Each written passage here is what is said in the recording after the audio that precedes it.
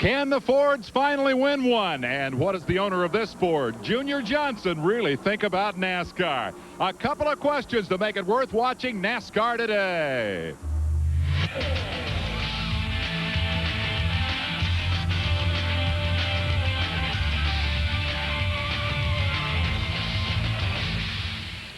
We're live from Atlanta Motor Speedway. Historically, it is a Ford track, but 95 has been the year of the Monte Carlo. Hello, everyone. I'm Dave Despain. Grab the telephone, call your friends, tell them NASCAR Today is on a half hour early, making way for tournament hoops. We've got Junior Johnson in this half hour. He will tell all. We have a couple of questions. Can a Ford finally win a race in this fourth round of the 95 Winston Cup season? And two, will aerodynamic rule changes have a significant impact, either on the speed of the cars or the parity of the competition? If I had to answer the questions right now, the answers would be probably not and probably not. And my first clue came yesterday in qualifying. Let's go straight to Alan Bestwick for the story. Well, the Chevys were certainly the strong suit in qualifying. The Fords pretty disheartened when Chevy swept the top 5 spots. As for the speeds, well, from what we saw yesterday, they were plenty fast enough. Jeff Gordon was one of the first cars on the track and cracked off a 184.4 mile-an-hour lap. His bid for 3 poles in a row survived another dozen drivers, including strong challenges from Sterling Martin and Terry Labonte. On Tuesday, Dale Earnhardt got on the track. Earnhardt blasted an even tenth of a second off Gordon's time. Thought he'd do better. Didn't think it came up. Well, we ran faster in practice. I feel like we could run faster even qualifying. And the 18, a couple cars could beat us. So we'll see. Maybe the track's slowing down a little bit, temperature's getting in it or whatever, but we'll see. I'm pretty excited about the lap. It'll be better than 30th where we started here in the fall, so we'll see. Earnhardt's words on Bobby Labonte were prophetic as Labonte came within a whisker of taking the pole, 5 1/1000ths of a second to be exact, but was still pumped up about a front row spot. I mean, I know that, deep down inside that makes me feel good. Hey, at least we're there knocking on somebody's door, whether it's Earnhardt this week or, somebody else, I mean, it feels good. And the whole Interstate Batteries Monte Carlo has been great since we rolled off the truck and everywhere we've been, really. And Hendrick Motorsports provides us with motors, and they've been flawless. The first Ford belonged to Ricky Rudd. How does he stand against the Chevys? Well, I don't know. I guess it means we won the class here, but we didn't win the qualifying battle. We'll just have to wait and see. We're getting beat a little bit in the corners. It's going down the straightaway awfully quick, but I think we're giving up a little bit of downforce in the corners, and at this point, there's not a whole lot we can do about it. Here's the qualifying rundown. You see the Chevy sweep of the top 5. Earnhardt, Labonte, Gordon, Darrell Walker, and Terry Labonte. Looking at the next 5, you see good top 10 runs a second straight week for Derek Cope and Bobby Hamilton in the Pontiac. Further back, Jimmy Hensley qualifying 11th this week after missing the show in Richmond a week ago. You see Rusty Wallace and Mark Martin in 12th and 13th positions.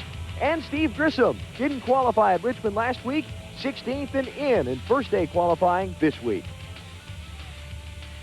Now, some follow-ups on qualifying. Looking over my shoulder, you see the people there deciding whether to stand on their time for second round qualifying. Comes up in a little while. First crew chief this morning to write stand on that little sheet on the board. Steve Kinser's crew chief. Qualified 22nd yesterday after taking provisionals to get into the race the first 3 weeks. Couple of other follow-ups. Bill Elliott, a 5-time Atlanta winner, 32nd yesterday. Kyle Petty and Michael Waltrip, 43rd and 44th yesterday. Michael Waltrip has a brand new 96 Pontiac he wants to test here at Atlanta Tuesday and Wednesday. Wanted to get a look at it. Weren't able to, though. It's top secret for now. Dave? All right, thanks, Alan. I've been stood up by my first guest of the day. Dale Earnhardt has something more important to do. He's out there driving his race car around. As soon as he comes back to the garage area, he'll join us live to talk with the pole sitter for tomorrow and the Purolator 500. Hey, given that, we'll take a quick break. I want to come back and talk about this Ford versus Chevy business that's been a big controversy here all weekend. Going to have a lot of fun. Stick with us. It's NASCAR Today, and we're live from Atlanta Motor Speedway. Be right back. Atlanta pole sitter Dale Earnhardt leads the Winston Cup points with 3 straight top 3 finishes. This week, Marlin passed Martin for second, and Richmond winner Terry Labonte jumps up to 4th. Second 5, Derek Cope has made the biggest point gain of the year, and we're going to talk to him in a couple of moments. Next up, we want to talk about downforce, speed, new rules, and Ford versus Chevrolet, and they all tie together here at Atlanta Motor Speedway because of Atlanta Motor Speedway, the track itself. So let's begin by finding out more about that racetrack. We sent Alan Bestwick down to join the outside pole sitter and give us a tour. Want to find out how to get around a racetrack fast? Ask the fast driver, Bobby Labonte. This place is almost all corners, very little straightaway, and almost all on the gas. What's hard about it? Well, I tell you, I mean, it is that you're in the corner for so long. I mean, you're in the corner twice as much as you are in the straightaway. That means if your corner speed's not fast, hey, your straightaway speed's not going to be fast. I mean, it's tough on equipment, puts a lot of G-forces on you for 500 miles a long day. Let's take a look at a lap around here. Walk us through now. We're looking at the racetrack, and we're going to come off of turn number 4, a little in-car video that we've recorded from last year's race. Tell me what's tough when you come off turn 4. That wall looks awful big on the inside. Well, I tell you, it does. It gets, you're wide through 3 and 4, and all of a sudden it narrows up. There's a big old D9 tractor tire down there on the inside, and the wall's on the right. Man, it's tough. See, we're already in turn 1. How hard does that pull on your neck while you're in the middle of the corner? Right here is about the worst part. Then you're back in the throttle, you're wide open, and you're just straining. And just now you're off the turn 2. I mean, you're in there for a long time at a big strain on the race car. Where are you letting off the gas here? Right there. That's where you let off. You get in the corner. Qualifying, you'd have gone in a little further, but during the race, you're going to let off a little bit. Hey, we're back in the gas off of turn 4 again. Earnhardt's car slipped right there a little bit. Does that feel as scary as it looked? Well, not a whole lot, but I mean, you are going pretty fast, and you know that cars do slip and slide here with the air movements and this racetrack. So it's not. I mean, it's not scary, but it does get your attention, and you're going pretty fast. So if you do that all day, you don't want to do it all day. You trust me. You want to be good and tight. Well, he knows the way around, and he's got 328 times to do it tomorrow. That's the outside pole man, Bobby Labonte. Thanks for the tour. We appreciate it. Sure, Alan. Thanks. All right, thank you, guys. Follow me now. We have a fast racetrack, mostly corners. To go fast in the corners, you need downforce.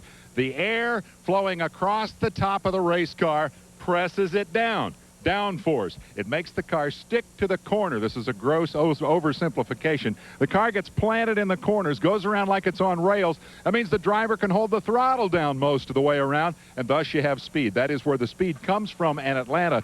And as we have told you before, with the new Monte Carlo, the downforce comes from this configuration right in here. Historically, this has been a Ford track, but on paper, it's custom made for the new Chevy.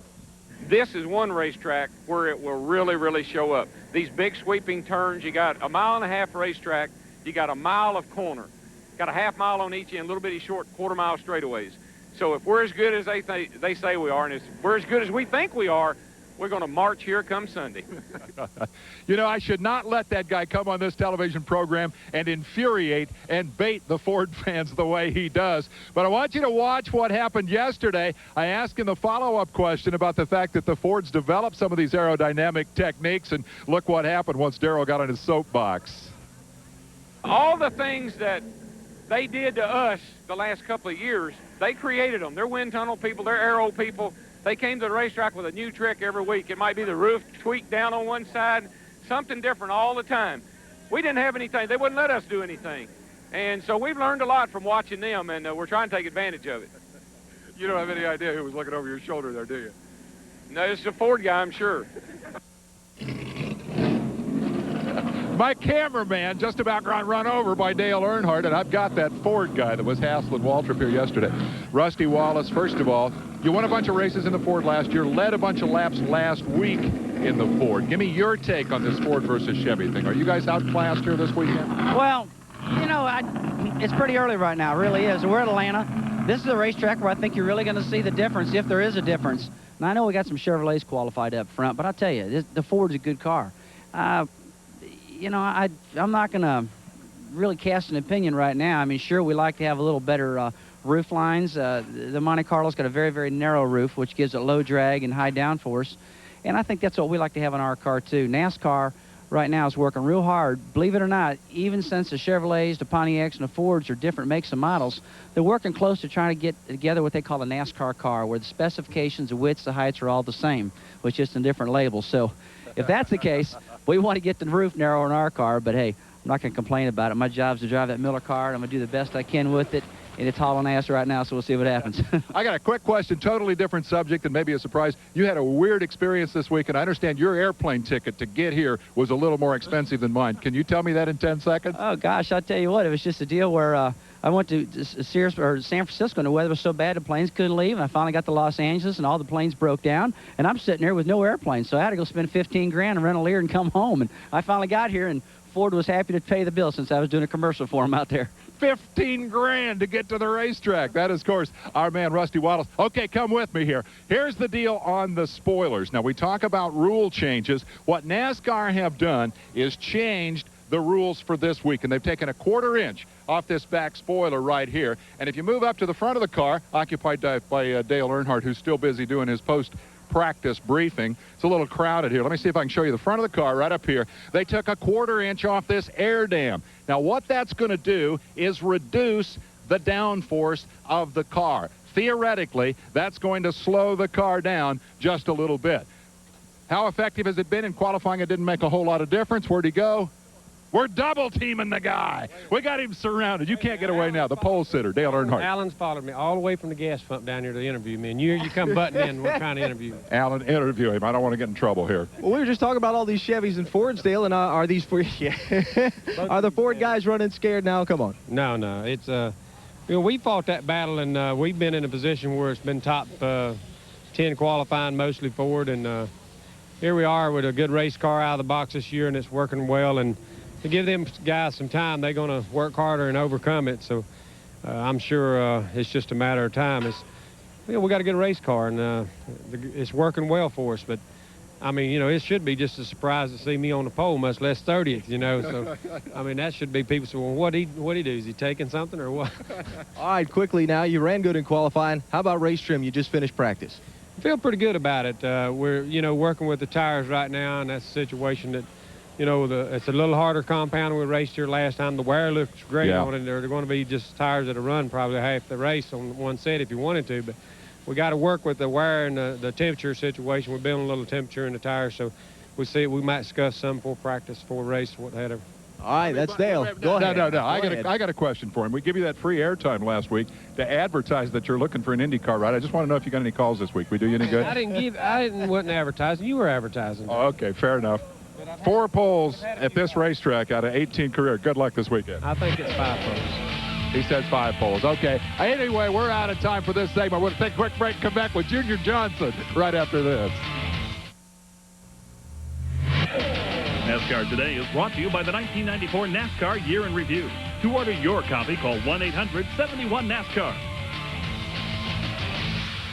We're back. We're live. We're half out of control. Thanks to Earnhardt. We're unbelievably behind schedule. But I'm going to take a moment to tell you that Chuck Bound, injured at Pocono last year, is going to get in a race car test at Bristol on Tuesday. If he can get a couple of hundred trouble-free laps, he'll get in the Active Motorsport Chevrolet at the next race at Darlington and become the 3rd driver of that car in 5 races. And handsome Harry Gant had a little mishap this week.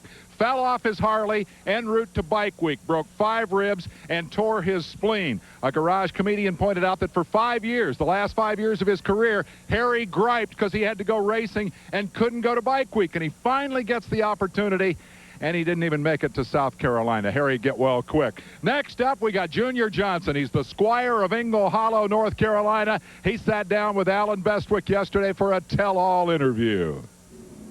Junior, been a tough start to the season for your team. The inspection line troubles at Daytona, loss of a crewman in a car accident a couple days later. What's the mood like at the shop? The guys are pretty well on their way for getting on with the everyday preparation of going to the racetrack and getting ready to run up front. It has been tough for them getting off the ground right to start with, but I think they're in pretty good shape now. What's your relationship like with NASCAR? You've been one of the premier car owners in this Winston Cup circuit for a long time. A lot of new faces have come around. What's your relationship with NASCAR? I have no bones to pick with NASCAR. France and myself is always outspoken about each other, but you got rules to go by, and if you break them, you pay a penalty for it. And you got to live with that, but you also got to keep digging to, to get the things done that you need to get done. I think there's a little bit of animosity with some of the guys in NASCAR wants to try to build their name or brag about, well, I did so-and-so to Junior Johnson or so on and so forth, but I I don't put much faith in something like that. I tend to my business, go on, live my life, and do the things I'm supposed to do. And if somebody don't like it, they just have to live with that side of it. I don't pay any attention to it. Statement I'll put to you that I've heard from time to time through the rumor mill around the garage says Junior's not interested in winning anymore. It's not important to him. React to that. Well, that's not true. We've lost a lot of key people in our last 3 to 4 years. And been a lot of turnovers. We've even basically set up 4 or 5 race teams out of our people. That hurts an operation. I don't care whose it is. A lot of people don't look at our season last year as being very successful, but there's very few teams that won 3 races last year, and we will win, and we'll continue hammering at it until we do. You're a private man, the Junior that I know. Your personal life has got a lot of press over a couple of years. How have you felt about that?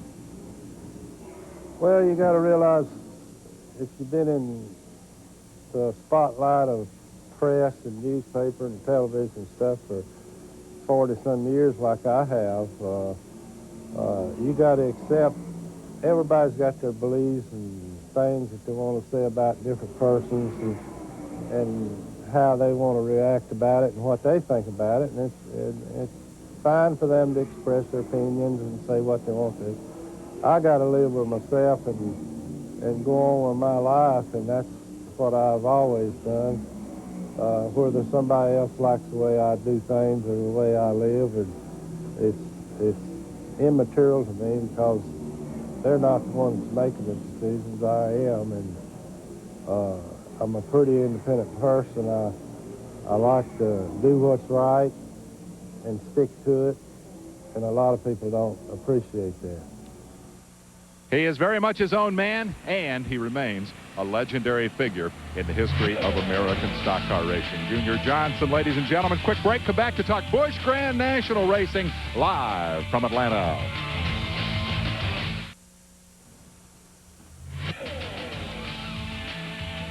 We're back. It's a triple-header weekend here in Atlanta. Got the Cup race tomorrow, and, of course, BGN coming up next. And it kicked off yesterday with that Jiffy Lube 300 as the ARCA drivers went to the line. And I want to take a quick look at the highlights. Got that ready, guys?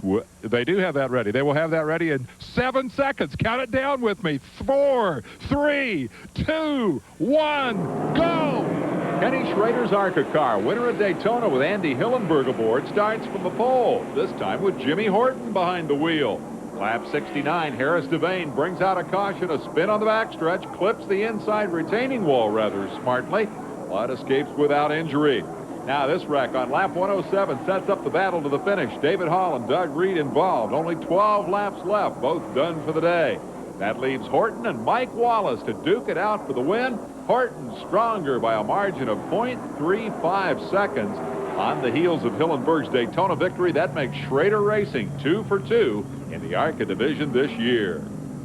All right, the ARCA stuff yesterday. Later today, the 4th appearance of the Busch Grand National cars here. Not a former winner in the field. Still a lot of talk in the BGN garage about the engine situation. And this week, a new twist to that story. We're hearing that the raw material for the crankshafts and the valve springs is high-grade Japanese steel, and it is in short supply in the wake of the big earthquake in Kobe. And we think that shortage could grow more serious as the season goes on and possibly have Winston Cup engine supply impact before this year is over. We've got the coverage of the BGN race here on ESPN, and I also want to give you a quick look now at the qualifying order today. Ford has the pole for this one. It's going to be Joe Nemechek starting outside the pole sitter. Mark Martin, Chad Little quickest among the BGN regulars. Second 5 have rising stars Jason Keller and Johnny Benson, still impressing.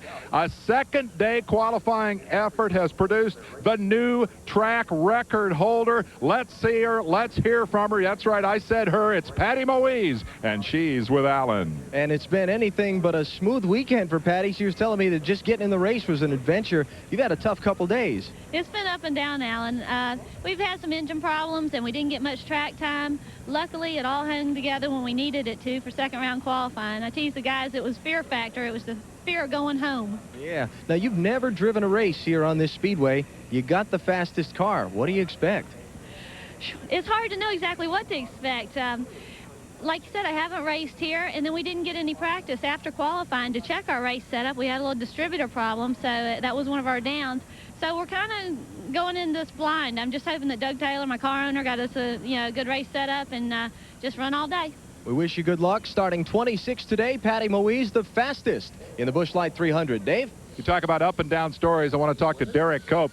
He's qualified well for this BGN race. Didn't even get to run last week at Richmond for a weird reason. Tell me what happened there. Well, all the guys were sick. You know, Red Farmer, he acquired pneumonia in Daytona Beach and just trying to get over that. And all the guys got the flu right after that. So they just opted to take a weekend off and try and make it up in Nashville. Obviously, the Winston Cup deal is your focus, and Bobby Allison and your team are really going great guns. In 2 weeks, you've gone from 31st to 7th in the point standings, and you're like a rocket ship out there. You got to be pretty jazzed about what's happening with this new team. Well, we're extremely excited. You know, with the addition of Straight Arrow and Hell South, they've given us the funding we needed to really showcase ourselves well. And, you know, the team's shown that they're a top 10 contender, and hopefully we can just be, doing that each and every week. All right, Cope with his best run last week in 102 starts. Go to the Busch Grand National Drivers Meeting. Don't be late. He's been sitting here antsy and nervous. I got to take a quick break, and we'll come back with more right after this. We'll wrap up the story from Atlanta Motor Speedway with a new regular member of the team. Meet Benny Phillips when we come back.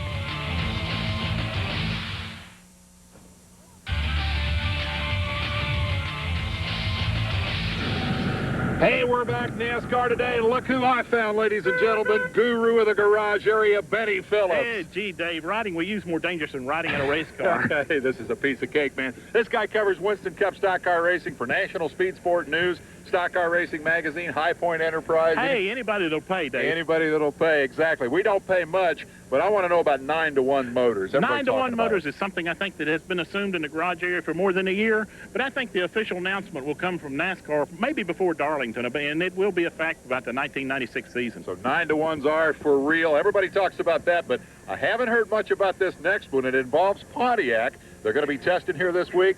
What's going on there? Oh, listen, Dave, I hear that Jack Rouse and the Pontiac folks have been talking, and hey, who knows? Jack Rouse is very diversified. You know, don't forget, he deals with Chrysler, with Ford, and with General Motors. Hey, anything could happen. So what are we going to do? Put Mark Martin and Ted Musgrave with Pontiacs next year? No, I don't hardly think so, Dave. I think possibly a third team, maybe. Jack Roush and Pontiac, you heard it here first. You got a couple of weeks to check that one out, because next Sunday is an open date on the Winston Cup calendar. And you know what that means? You're going to see another in our NASCAR Adventure Series next Saturday. Jeff Bodine, Steve Grissom, Ted Musgrave, Kenny Wallace, Michael Waltrip, and yours truly having big fun in Colorado. Note the 12 o'clock Eastern time slot. And then a week from Saturday, NASCAR Today is live from Darlington, South Carolina. We'll be gearing up for the Trans-South 400. And I want you to note that airtime. It will be the same as this week, 10:30 a.m. Eastern time. Busch Grand National Racing, 6:30 tonight Eastern time on the Deuce ESPN2, and 9:30 Tuesday night on what I like to refer to as ESPN Classic. Can I say that on the air? I think I can. I got to get out of here. Alan Bestwick is off doing good. Says he doesn't know for sure who's going to win tomorrow. I'm standing right here saying goodbye, and I don't have a clue who's going to win tomorrow, but I think you got to like the Chevys at this Ford-dominated racetrack. We'll be back next week to tell you all about it. Bye.